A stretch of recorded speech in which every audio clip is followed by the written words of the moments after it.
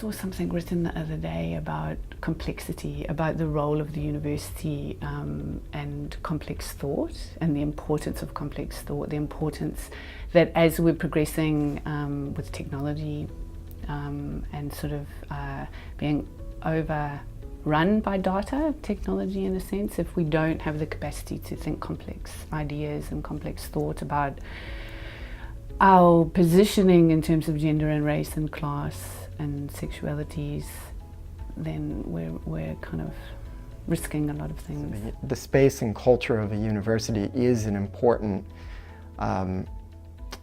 political venue for any liberal society, and it shouldn't be undervalued. And I think it's good to remind people that the university is part of the real world, that for whatever reason, a number of developed societies have decided that it varies, but a relatively democratized higher education system is important, and that young people should be given this kind of space to think critically about themselves, their families, their communities.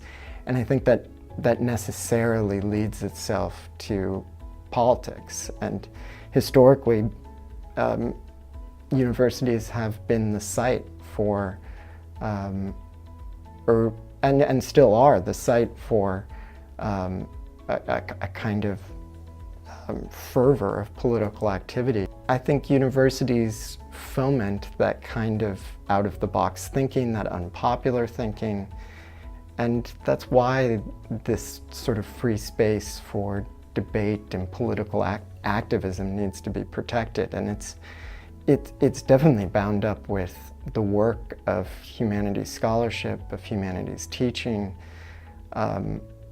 If you can't connect that to the present and to the political struggles of our present moment, then we don't need the humanities. And I think we do, and that's why, yeah, it all needs to be bound up with political struggles. And part of the purpose of a university is to politicize students, not in a dogmatic fashion, but to encourage them to take a critical and political position on themselves and their world. I mean, the university is not separate from the community around it, and in fact I think there's a lot of the university in itself is a community, and it's a working community, and so I think we have a fantastic opportunity to allow students to work within the university and gain work experience and learn about how the university works, because the university is like many other large organisations.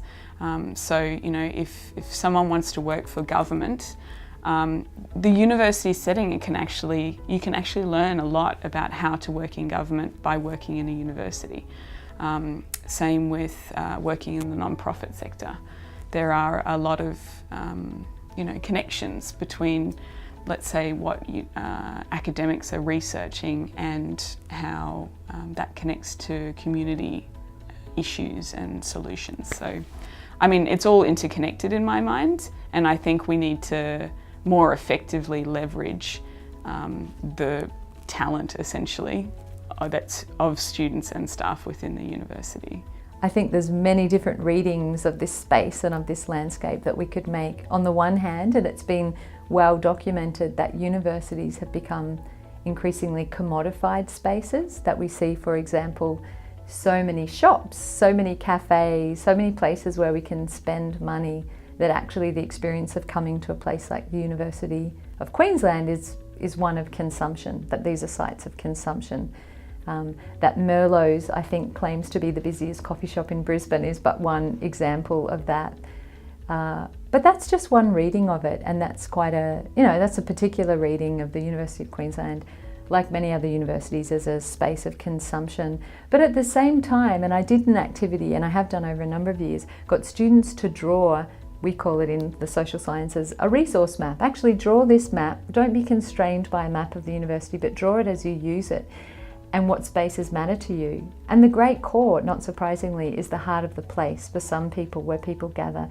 Sitting down by the lakes is a place that really matters for people. Being out by the river, and the river as a site of commuting for people, whizzing in on the bike paths matters to people down by the river. That actually talking to students about how this space is used and experienced and how people express their identity by the way they use these spaces is really different as well.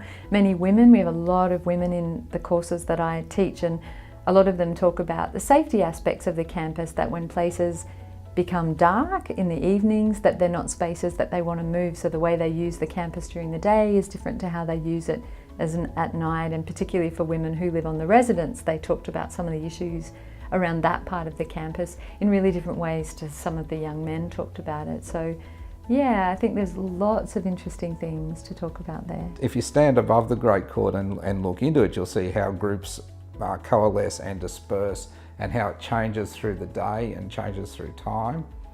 But we also look at the distribution of trees, and if we think about the history of the Great Court, and you look at the aerial photos of the Great Court from the 1960s, there's no trees in the Great Court.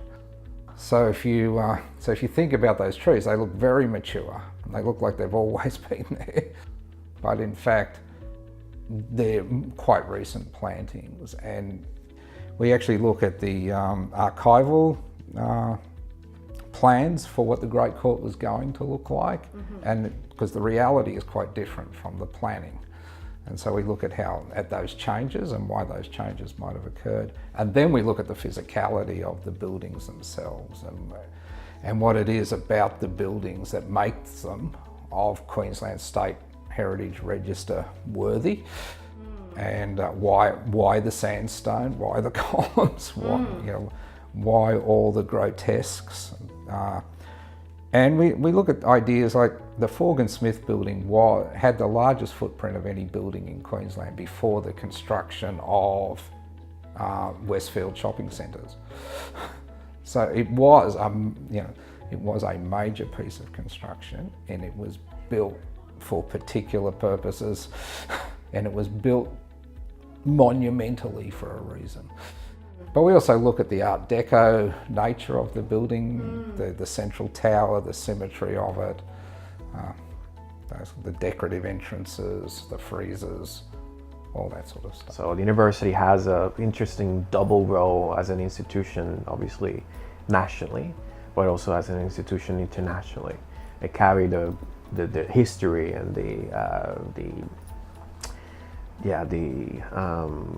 the practices of colonization overseas, but also the legacy of the colonization of this country in particular. And you can see it literally engraved and carved in stone in the very university's Great Court, and the ways that Indigenous people are projected, for instance, alongside flora and fauna, and the ways that in the friezes, the university projects the role of Indigenous Australians. So the friezes are just depictions of history, supposedly, that happened in Queensland. A lot of them are just purely non-factual. They're not. Some of them are even disrespectful. There's a frieze there that depicts a initiation ceremony.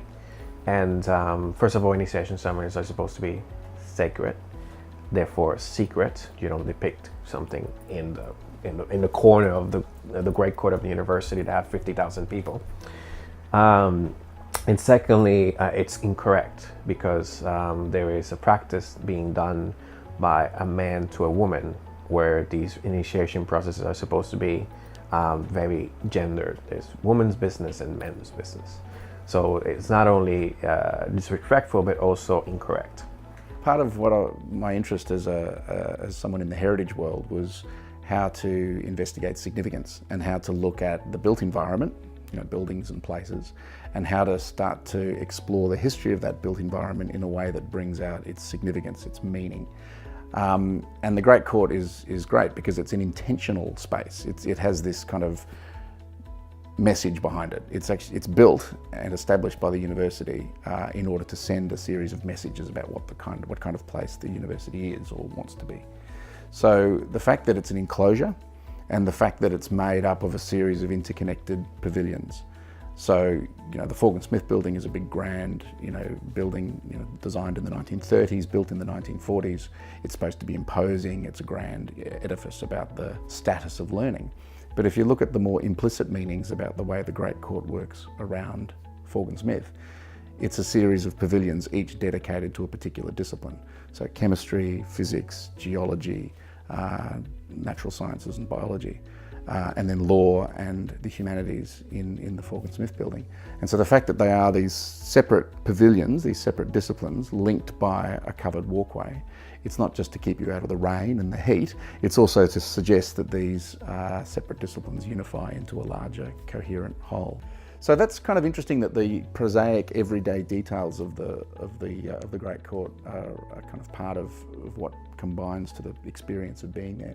And also the fact that the buildings are all very didactically decorated. There's a real educational meaning. If you look around the sculptures and the grotesques and the friezes that have been carved into the outside, there's all this sculpture on the outsides of the buildings that make them a kind of a very didactic setting with all of these messages to impart. So because it's the University of Queensland, there's all of these friezes that depict aspects of the history of Queensland.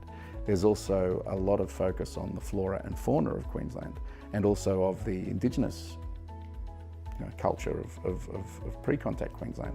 And in fact, that's been critiqued recently, that it's seen as part of the naturalistic backdrop, that the Indigenous culture and the flora and fauna are all treated as if they're at a similar level until the arrival of enlightenment through Western progress.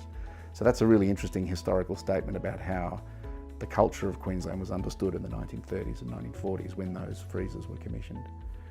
And then there's also the academic dimension, the fact that you've got the columns with the coats of arms and they represent universities around the world.